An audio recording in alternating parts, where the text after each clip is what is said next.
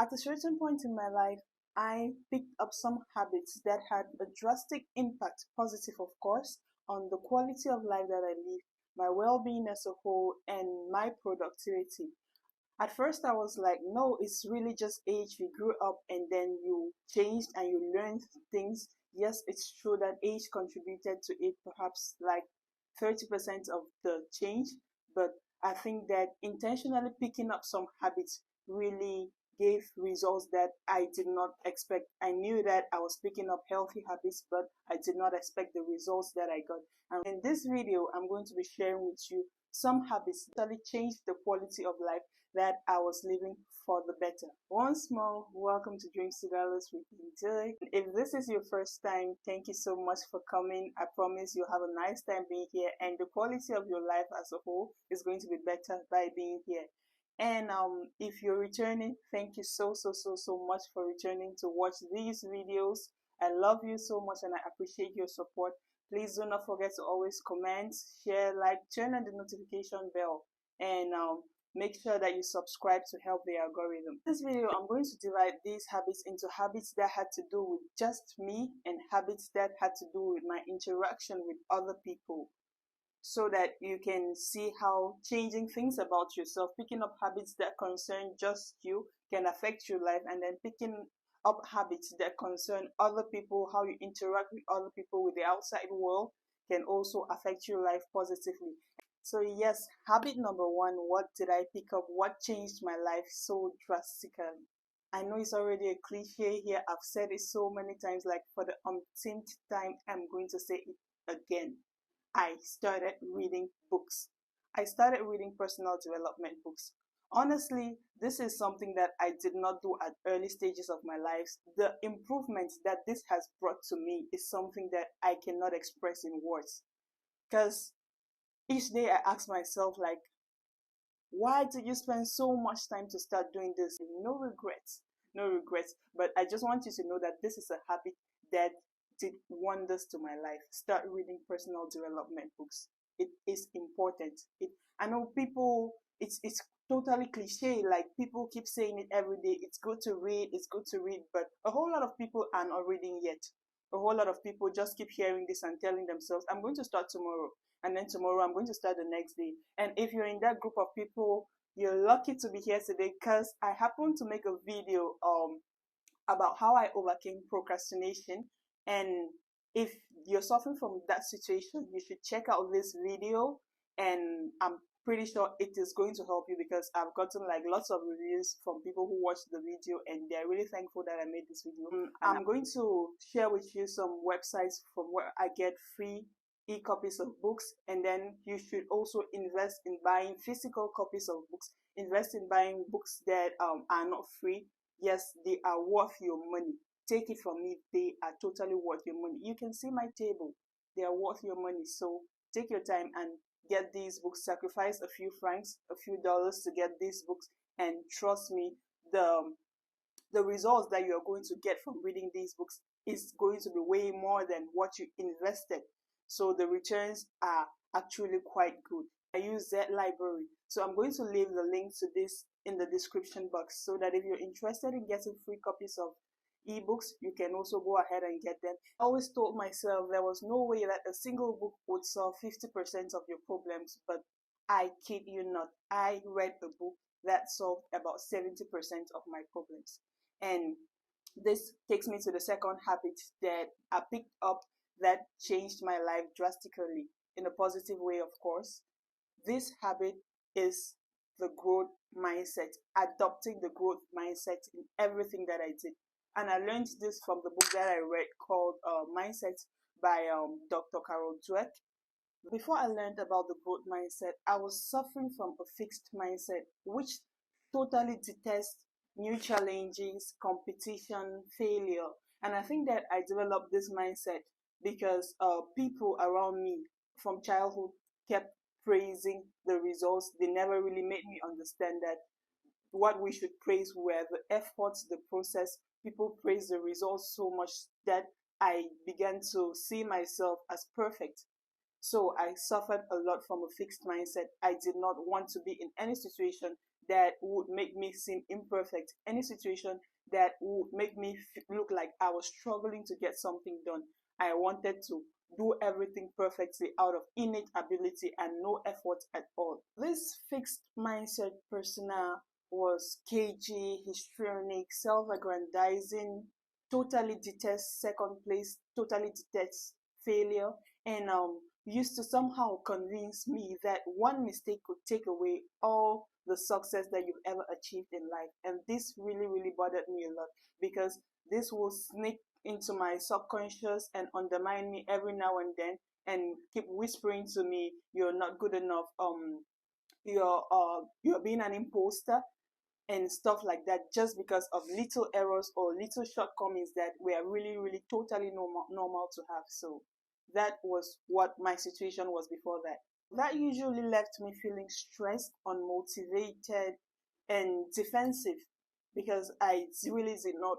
Life kept putting me in these situations where I would seem imperfect, where I would look imperfect, and that was not really helping me at all. But when I finally learned about the growth mindset, I embraced it so much, and since then, everything that I do has just become so much easier.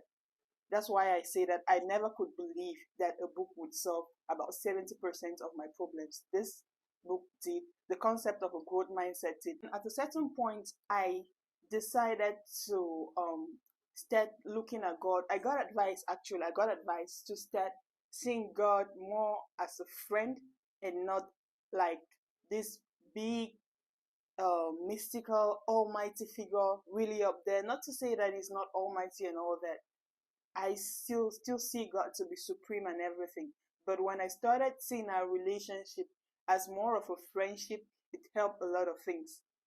I remember the very words of the advice that I got were like, always learn to talk to God.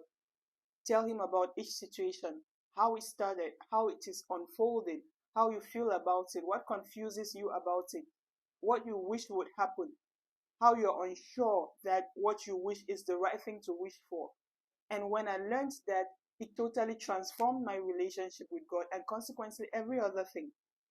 Because now I had less time to complain to other people and to feel bad about situations or to even look for who to talk to. I could just be going through a really difficult problem, but I would just stay in my house and I talk to God about it, like straight up. I talk to Him the way I would talk to a friend, the way I would talk to my best friend. So normally, I used to take prayer really seriously, like that moment in time where you had to sit down, put yourself together in all reverence, and be very, very focused, pray, and be all in the spirit and everything. All of those things still hold.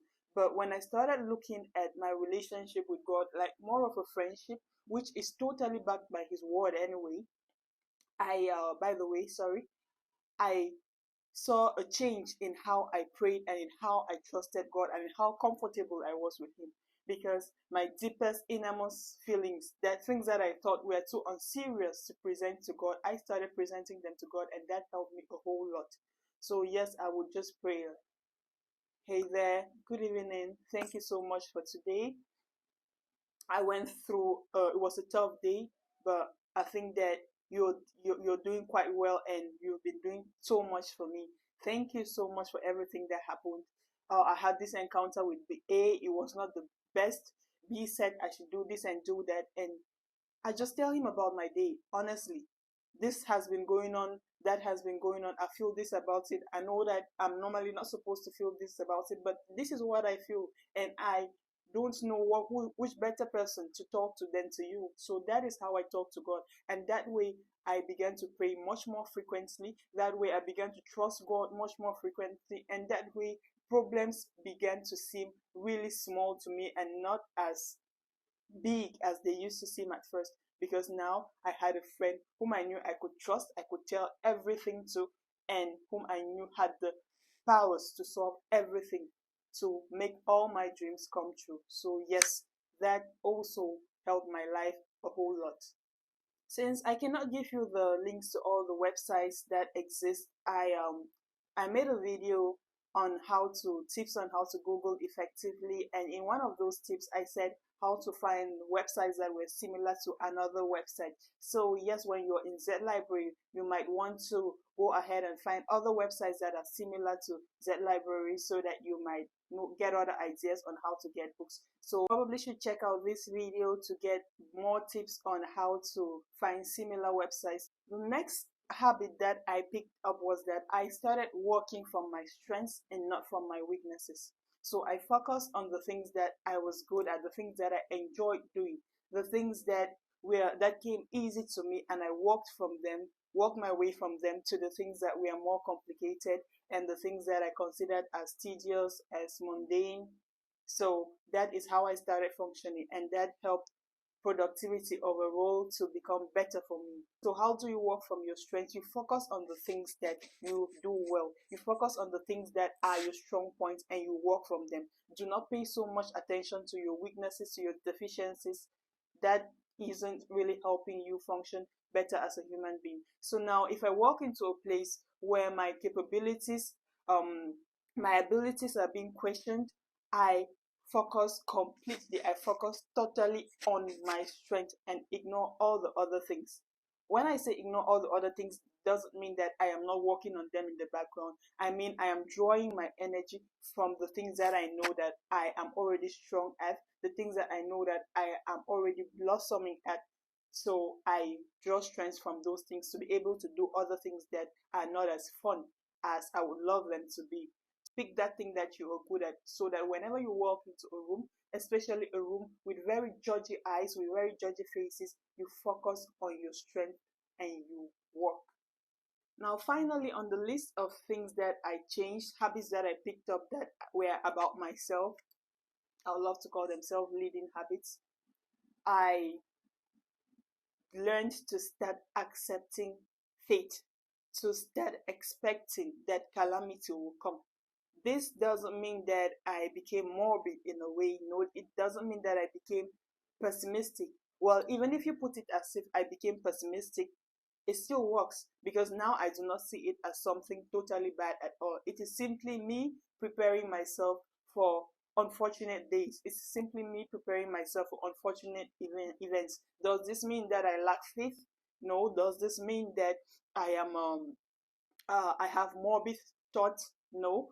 Does this mean that I am depressed? I have a certain darkness inside of me? No. It means that I am accepting the world the way that it is, because I have never seen, and I do not think at this point that I will see a person who has lived a life void of unfortunate circumstances, of unfortunate events. Be it one as inevitable as death. Yes, those things are going to come. And when I started preparing myself ahead, instead of hiding from this pain, I started preparing myself to deal with this pain when it comes. I started preparing myself to overcome failure. In days when things are going to go south, I'm going to be able to survive. And this helped me a lot. There's a stoic principle referred to as Amor, fati, like embrace faith and love it. So yes, I began to embrace faith and love it. If today something horrible happens, yes, we're going to put ourselves together. We're going to compose ourselves. We're going to look and see clearly. We're going to act reasonably, and we're going to accept everything that has happened, and we're going to move on with it. So that is a habit that actually helped me a whole lot, and it came in handy in very difficult situations. Yes, you might be strong, you might be happy, and you might be functioning very, very well in normal circumstances. But when something unfortunate happens, how do you handle it? How do you get over it? Now, this one was a big one for me. I started paying more attention to my emotions. I did not, I stopped running away from what I felt and I gave it attention. I became emotionally aware. So this just helped me to manage my emotions, and instead of running away from them, I was able to start channeling them into the right directions. I was able to start identifying where the problems were, because it was from everything that I felt that I could identify what the problems were and things that I needed to solve. And when I did that, I became more emotionally aware. I started paying attention, investing in keeping these emotions in check, in keeping my psychological well-being intact, and that really just helped me a whole lot. It didn't just help me, but in my relationship with other people, it became really, really evident, and I grew a lot as a person. So yes, I did pay attention. I did become very intentional about my emotions, and I did not do this by running away from the emotions or by pretending that they did not exist or that they were a weakness to me, but by accepting them, taking key points, observing them and picking out key points from them, picking out insights from them, and then taking the steps that I needed to. The steps of perhaps meditation, perhaps morning pages, perhaps evening walks. I did all these things to be able to keep my emotions in check. Now let us talk about the habits that I picked up that concerned other people, my interactions with other people, and not just me. First on that list, I kept away from some people. Honestly, I had to become very selective of the type of people that I was seeing with, the type of people that I would interact with. I did that, and I was really, really intentional about it. I did not really go causing problems or making issues or making a fuss about the whole thing. No, I just stepped back. Some people just noticed that I stepped back. I'm really sorry that I did that, but honestly, I had to do it for me, and I will do it over and over again because of the results that I have seen in my life, the changes that I have seen in my life after having done that. So yes, there are some people who are not helping you. They are not helping your growth at all. They are distracting you. They're not keeping you focused. They are feeding off your weaknesses. They are feeding off the things in you that need fixing and making you worse and worse by the days. Some are just parasites. They are feeding off you. They are harming you at the same time. So it is important to get these people quite some distance away from you. The next habit that I picked up that concerns my interaction with other people was learning to work in teams, learning to collaborate with people. This was something that I wasn't really so fond of because I was still struggling with the emotional control aspect of my life that I already spoke about. Now, that did not help me work well with people. It did not help me collaborate with people because I was so emotional about almost everything. But after I realized that it was important to work with people, that collaboration, that teamwork was important, I totally became different because I became very intentional about working with these people. And while doing that, I made a decision to focus on the things that I needed to focus on and nothing more. So if I walked up to a person and everybody says this person is very arrogant, this person is this person is that, I just give a deaf ear to that and focus on what I need to get done with this person. I fix my eyes on the goal and I keep going.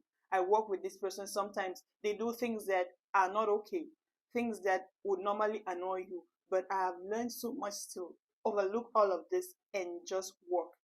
Just make sure that I get the things done and do not let your relationship with people prolong or extend more than it is necessary. You just do what needs to be done, ignore the other aspects, do not care what people say about them or what. No, as long as those reviews are not do not directly affect the business in place, do not directly affect what you people are trying to accomplish, focus on what needs to be accomplished and ignore the rest. Even if you do something that isn't okay by me, it doesn't matter as long as I can forgive, as long as I can overlook. Sometimes it's not even about forgiving. I've become so good at not even giving it attention, not even paying attention to it at all. So I just overlook and keep my eyes on the goal. And with that, I've come to the end of the list of habits that drastically changed my life for the good. And I hope that this list is going to be as helpful to you as it has been for me, because my goal, my wish, my desire is to see a whole lot of people change, take the big steps that I took, cross a whole lot of obstacles that they are facing by just picking these little habits. As James Clear says in Atomic Habits, you just need to do the little changes. It must not be very big. From everything that I've said, you could just pick one and work on it. And the change that this brings about with time is going to be so, so, so much. So decide what your journey is going to be, and let's keep growing together. Thank you once more so, so, so much for watching Drinks to Dollars with Dinto. I appreciate every one of you. You are the reason why I wake up and make these videos. I love you all so much. Thank you and see you next time.